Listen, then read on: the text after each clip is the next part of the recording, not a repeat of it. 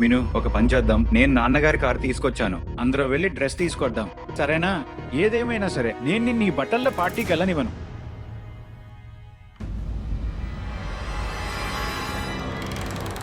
ఇదేనా ఆ shop? Sanju, shutter మూసింది. కాసేపటి క్రితం తెరిచి ఉండే. ఇప్పుడేం చేద్దాం? నా బట్టలు లోపలున్నాయి, ఎలా బయటికి తీయాలి చెప్పు త్వరగా. ఖచ్చితంగా ఇదేనా షాప్? అవును సంజు, ఇదే ఆ షాప్. ఇప్పుడు నా బట్టలు ఎలా బయటికి తీయాలి? నేను ఇలా ఇంటికి ఎలా వెళ్తాను? సంజు, ఏదో ఒక చెయ్యి త్వరగా. నన్ను కాస్త ఆలోచించుకోనివ్వు, నేనేదో ఒక ఏర్పాటు చేస్తాను, నన్ను ఆలోచించుకోనివ్వు. త్వరగా సంజు. అరే అన్నా, అన్న పొద్దునే ఈ షాప్ అతను తాళం వేసి ఎక్కడికి వెళ్ళాడు? రిజ్వాన్ బాయ్ వాళ్ళ పిన్నిగా చనిపోయారట, అందుకే షాప్ మూసేసి ఆవిడ అంత్యక్రియలకు వెళ్ళారు. దేవుడా, ఆవిడ ఆత్మకు శాంతి చేకూర్చాలి. అయ్యో, ఇప్పుడు ఎలా సంజు? నేను ఈ డ్రెస్ లో ఇంటికి వెళ్ళలేను. వాళ్ళకు గనక తెలిస్తే నేను పార్టీ కోసం ఈ డ్రెస్ కొన్నానని, ఇకప్పుడు రిజ్వాన్ పిన్ని గారితో పాటు నా శవం కూడా లేచిపోతుంది. సంజు, ఏం ఏదో చేద్దాం? ఒకటి చెయ్యి. నేను ఏదో ఒకటి చేస్తాను, నన్ను కాస్త ఆలోచించుకోనివ్వు. 2 నిమిషాలు టైం ఇవ్వు, నేను ఏదో ఒకటి చేస్తాను. నేనేం చేయాలి?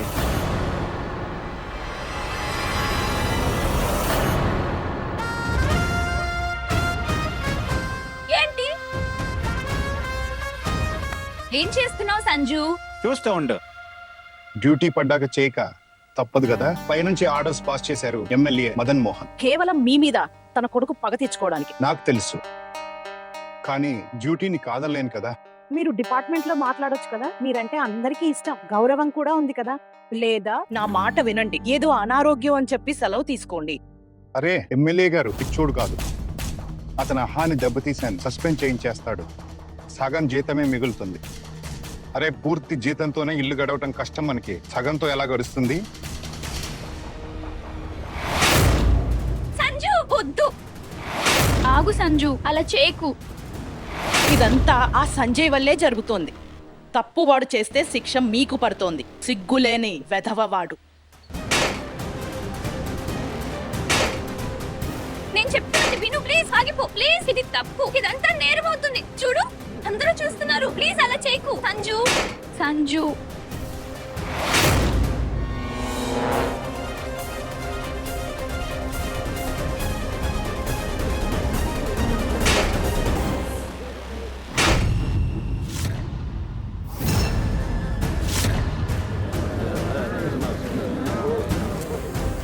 పగలగొట్టేశాడు.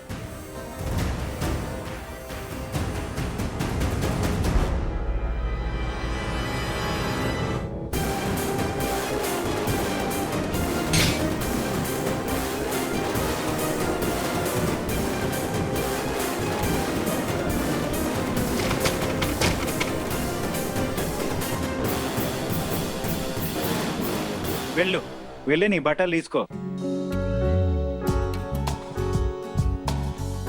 వెళ్ళు.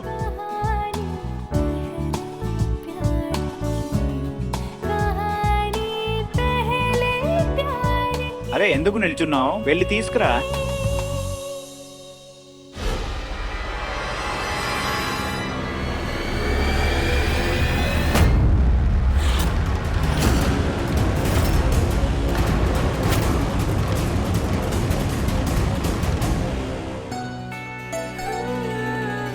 థ్యాంక్ యూ మాదే. ఇంకా థ్యాంక్ యూ నీకు కూడా సంజు. నువ్వు నిజంగా బెస్ట్. అవును, నేను నీకోసం ఎంత చేస్తాను అంతే నువ్వు కూడా నా కోసం చేస్తావు. సినిమా హీరోల షాప్ తాళం పగలగొట్టావు. ఎందుకంటే నేను ఇంట్లో దెబ్బలు తినకుండా తప్పించుకోవడానికి నువ్వు బెస్ట్.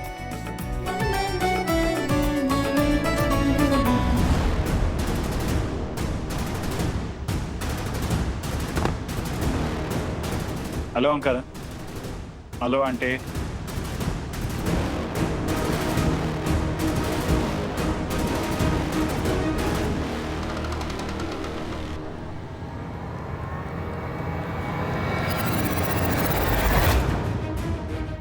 ఈ షాప్ తాళం నువ్వే పగలగొట్టావా? అవును, కానీ షాప్ నీదిలా అనిపించడం లేదు. నాది కాదు కూడా.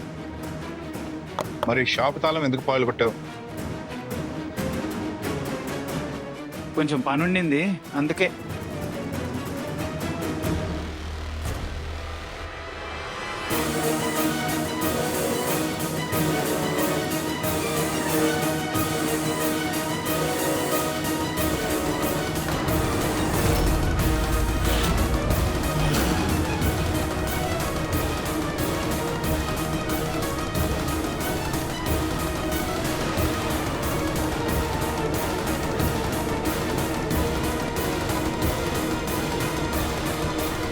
నేహా నువ్వు దొరికిపోయావే.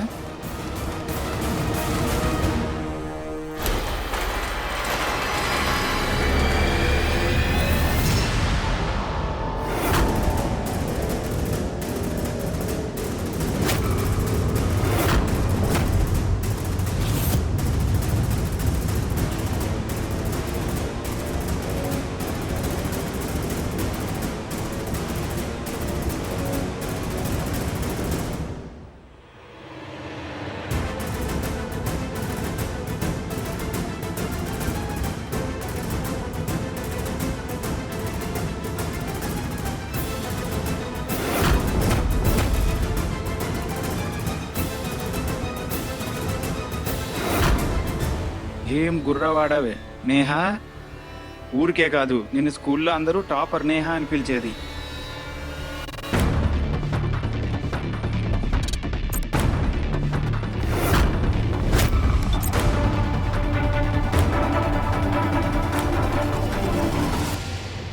చాలు, దొరికిపోకుండా ఉంటే చాలు.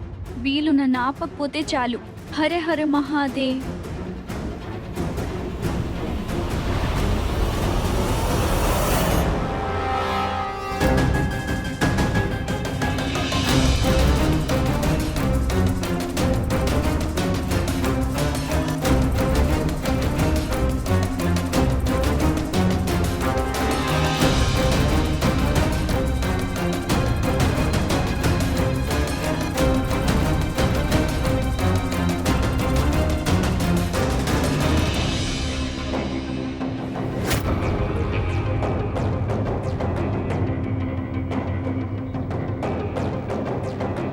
ఎవరి అమ్మాయి?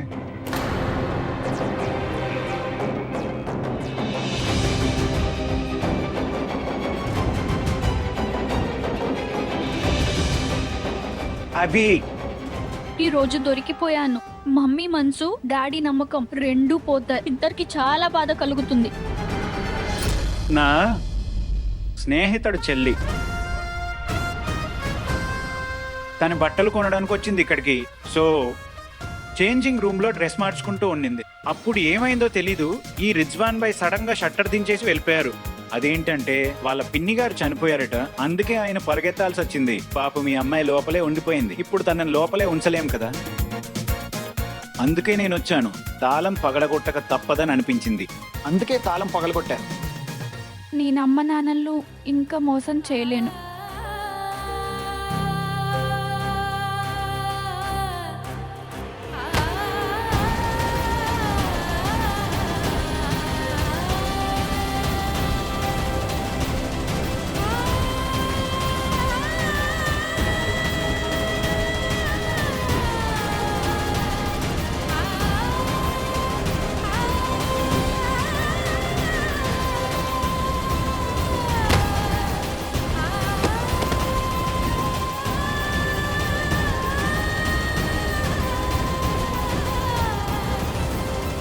అంకుల్ గారు, మీరు టెన్షన్ పడకండి.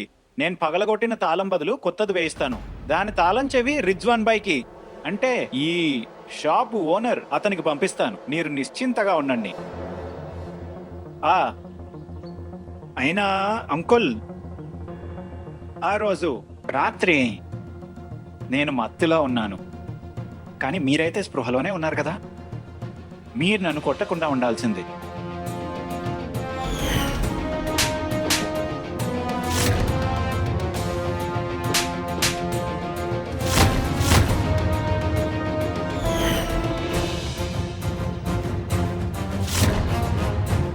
నాకు చాలా బాధేసింది మీరు చేసిన పనికి. కొట్టకుండా ఉండాల్సింది. అవును. నమస్తే అంకల్. నమస్తే ఆంటీ. తండ్రికి తగ్గ కొడుకు.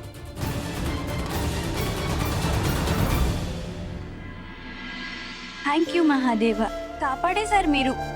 మమ్మీ డాడీకి ఒక అబ్బాయితో కలిసి, అది కూడా ఓ షాప్ లో దొరుకుంటే ఆ బట్టల్లో ఈ రోజు ప్రళయమే వచ్చేసేది. నాకు బాగా దెబ్బలు పడేవి. మరి ఇన్ని సంవత్సరాల వాళ్ళ నమ్మకం పూర్తిగా పోయేది. నేను సంజుని ఎంత ప్రేమిస్తున్నానో వాళ్ళకి అర్థం కాదు కదా. మీరు కూడా ఇవన్నీ భరించారు కదా మహాదేవ్. సతీమాత తండ్రి దక్షుడు మీ ఇద్దరి ప్రేమను అర్థం చేసుకోలేదు కదా. నేను సీఏ అయ్యేంత వరకు ఎదురు చూస్తాను. ఒక్కసారి నా కాళ్ళ మీద నేను నిలబడ్డాక అందరినీ ఒప్పిస్తాను. మహాదేవ, అప్పటి వరకు నన్ను, నా ప్రేమను ఇలాగే దాచుంచు. ఇది తొలి ప్రేమ కథ. నీ ఆశీస్సులు ఉంచండి. అవును, నేను కూడా మీకు ప్రామిస్ చేస్తున్నాను, మమ్మీ డాడీల నమ్మకాన్ని ఎప్పటికీ వమ్ము చేయనని. ఎప్పటికీ.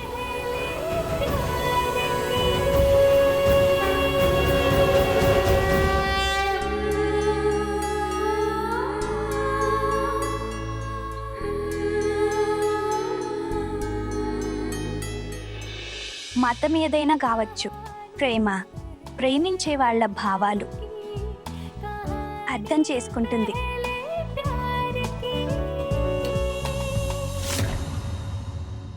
కళ్ళతో చూడండి, చెవులతో వినండి, ఇంకా బుర్రలో పెట్టుకోండి, ఇంకా చకచక చేతులు కదపండి. నేను ఏ డిజైన్ అయితే గీసానో అచ్చం అలాగే జిరాక్స్ తించాలి.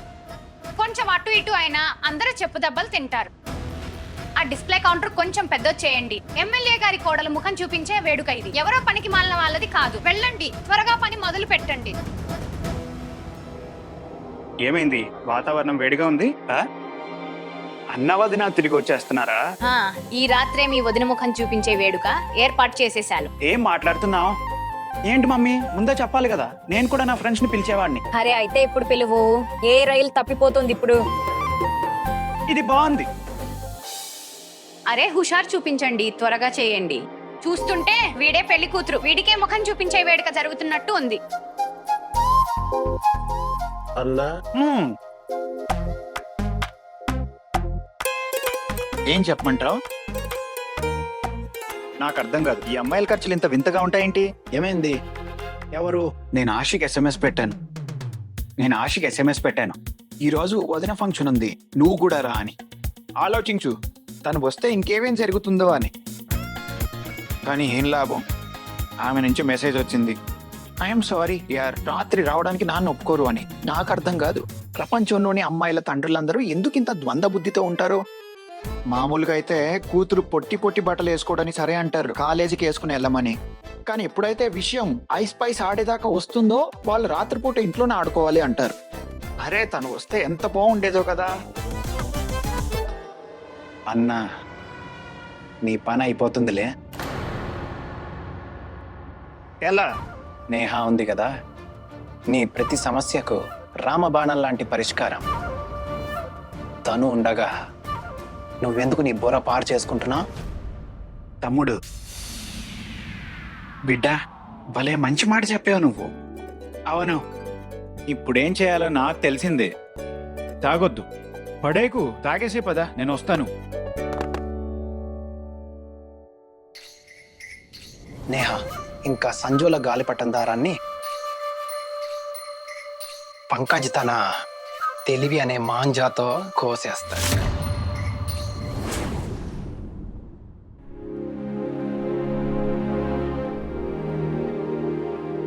నేహ, ఇటురా. హా మమ్మీ.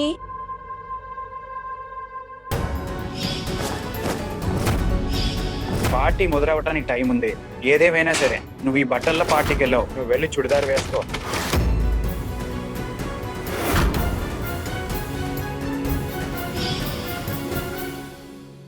మమ్మీ అలా కోపంగా చూస్తుందేంటి? ఈమె మనసులో ఏమైనా అనుమానం వచ్చిందా ఏంటి? ఇంటి నుంచి వెళ్ళేటప్పుడు జర వేసుకుని వెళ్ళావు, బయటికి వెళ్ళి జర విప్పేసావా ఏంటి? పొద్దున్న వేసిన జడ అయితే ఇప్పటికి కొంచెం జుట్టు అటు ఇటు చెదిరిపోయి ఉండేది, కానీ నీ జడ మాత్రం అలాగే ఉంది, ఇప్పుడే అల్లినట్టుంది. నిజం చెప్పు నేహ, నువ్వు ఇంటికి తిరిగి వచ్చేటప్పుడు జడ వేసుకున్నావు కదా?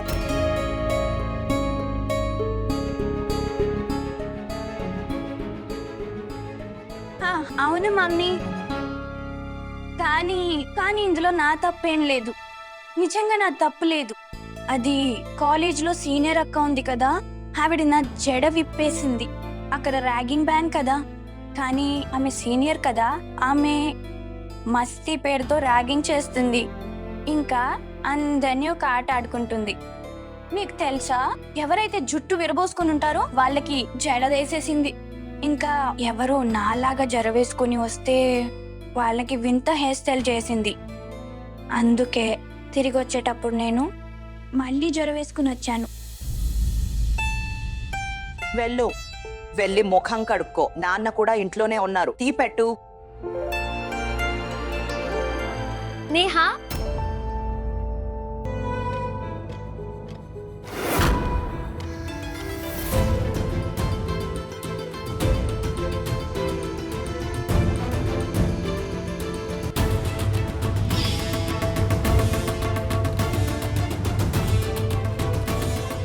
యాషి ఇక్కడ మా ఇంట్లో, అది కూడా ఇంత పద్ధతిగా.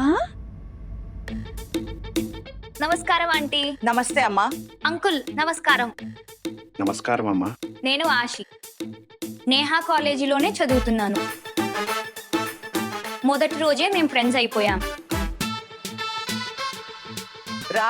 రామ్మా కూర్చో. ఏం తీసుకుంటావు? టీ లేక షర్బత్? ఏం వద్దు ఆంటీ, జస్ట్ మీ పర్మిషన్ తీసుకుందామని. అదేంటంటే ఈ రోజు మా ఇంట్లో వదిన గారి ముఖం చూపించే ఫంక్షన్ జరుగుతుంది. నేహాని రమ్మని చెప్పాను. రాత్రి ఫంక్షన్ కదా, బహుశా మమ్మీ డాడీ ఒప్పుకోరు అంటోంది.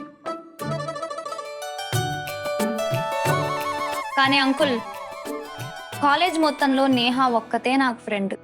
అక్కడందరూ ఫ్యాషన్ అని మజా చేయడానికి వస్తారు అంకుల్. అది మేమిద్దరం చదువుల పురుగులం కదా, అందుకే మాకు స్నేహం కుదిరింది. కానీ అంకుల్ ప్లీజ్ నేహాని పంపించండి. మా అన్నయ్యే స్వయంగా తనని దిగబెడతాడు.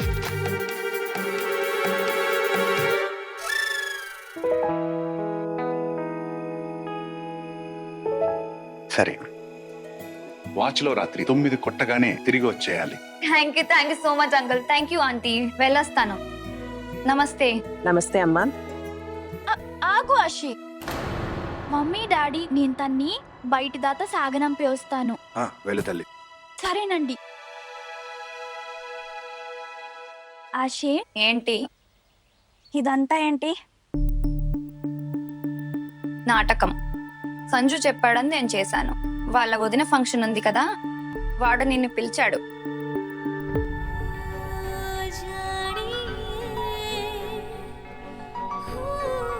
ఇది తీసుకో.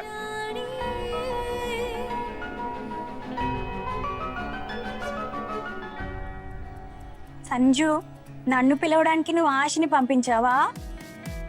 నీకు తెలుసా మమ్మీ డాడీ ఒప్పుకున్నారు. అరే నువ్వు ముందే రావచ్చు కదా. అసలు నేను నిన్న అన్నయ్య పెళ్లికి కూడా పిలుద్దాం అనుకున్నాను. కానీ ఏమైందంటే బరాత్ జబల్పూర్ వెళ్లాల్సి వచ్చింది. అక్కడికి నువ్వు రావడం కుదిరే పని కాదు కదా. కానీ ఇప్పుడు ఇంటి ఫంక్షన్ కదా, నిన్ను పిలవకుండా ఎలా ఉంటాను? నువ్వు నా చిన్ననాటి దోస్త్రి కదా.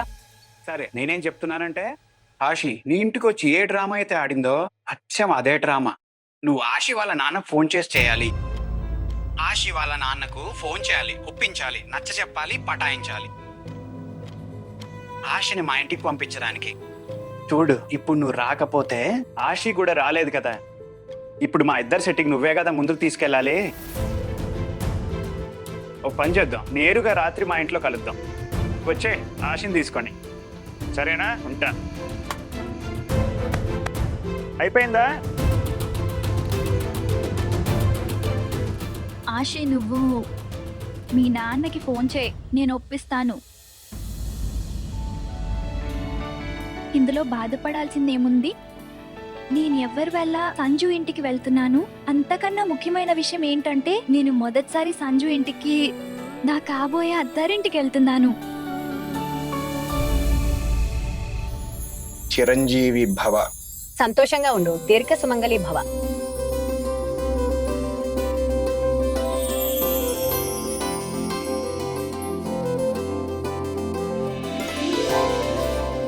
విజయ్, ఊర్జా కోడల కులదేవత దర్శనం క్షేమంగా జరిగింది కదా? అమ్మా, అది కూడా ఎలాంటి ఆటంకం లేకుండా. అన్నయ్య, వదినా, అన్నయ్య. ఓ సారీ. వదినా, అన్నయ్య, అన్నయ్య. దర్శనం ఎలా జరిగింది? బాగా జరిగింది. బాగా మిస్ అయ్యాను, బాగా. నేను కూడా నిన్నే గుర్తు చేసుకుంటున్నాను రా, నా లడ్డు. సేట్ గారు నమస్తే. కాళ్ళకి నమస్కరించు. నమస్తే వదినా. సంతోషంగా ఉండు. కుటుంబం అంతా ఒక్కటైంది. కేవలం ఆ రెండో వాడి లోటే కనిపిస్తోంది. వాడు పెళ్లి తర్వాత ఏదో పని మీద ఆ ఝాన్సీ వెళ్ళిపోయాడు. అది చాలా మంచి పని చేశాడు. ఇక్కడుంటే కుళ్ళిపోయిన బంగాళదుంప ముఖం వేసుకుని అందరికీ ఉపన్యాసాలు ఇస్తూ ఉండేవాడు. కట్నం ఎందుకు తీసుకున్నారు, బంగారం వెండి పంచడం వల్ల ఏమొస్తుంది, అది ఇది అని. తను బతకడు, పక్కోళ్ళని బతకనివాడు. లడ్డు ఓకే. విజయన్నయ్య చూడండి, పెద్దమ్మ ఎంత గ్రాండ్ గా ఏర్పాట్లు చేయిస్తున్నారో వదిన ఫంక్షన్ కోసం. అరే ఈ రోజు నుంచి భలే మజా రాబోతుంది. మజా ఎలా వస్తుంది సంజు? నేహ అక్క రాబోతుందిగా. అంతలోపు ఆ సబ్ ఇన్స్పెక్టర్ దీపక్ శర్మ కూడా వచ్చేస్తాడు మన డ్యూటీ చేయడానికి.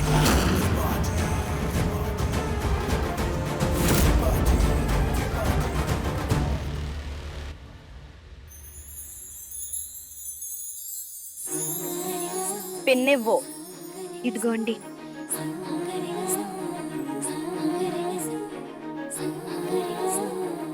6-7 పిన్నులు గట్టిగా పెట్టేశాను. ఇక కదలదు. కాకపోతే తీసేటప్పుడు కాస్త ఓపిక పట్టాలి. నా కొత్త చీర చింపేకు, అర్థమైందా? సరే మమ్మీ, అర్థమైంది. రావచ్చా? రండి.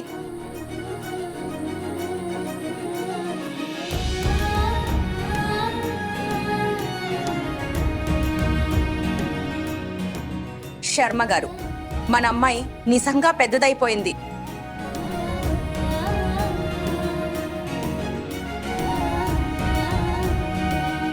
నా బొమ్మ చాలా ముద్దుగా ఉంది. పద మీ నాన్నకి ఆశీర్వాదం ఇవ్వు. ఒక కష్టమైన డ్యూటీకి వెళ్ళాలి ఈరోజు. జై దేవి మాత.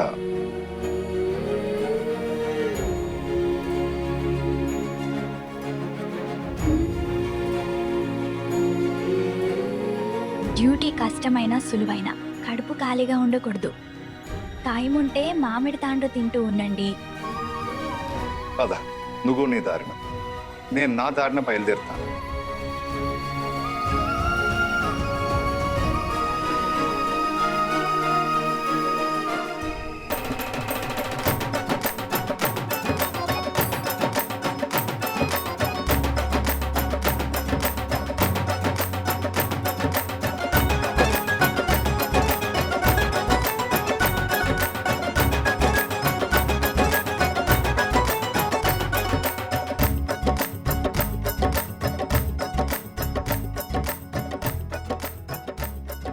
మహాదేవా, ఇది రాజుల కోటలా ఉందే.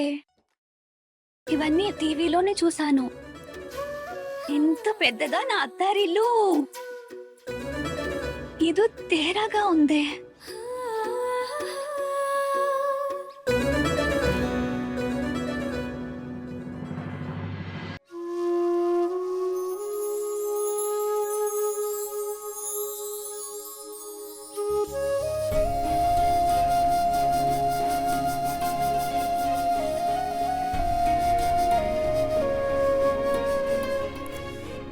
నేహా యొక్క కలలకి మరి నిజానికి మధ్య కేవలం ఈ గడప ఒక్కటే ఉంది.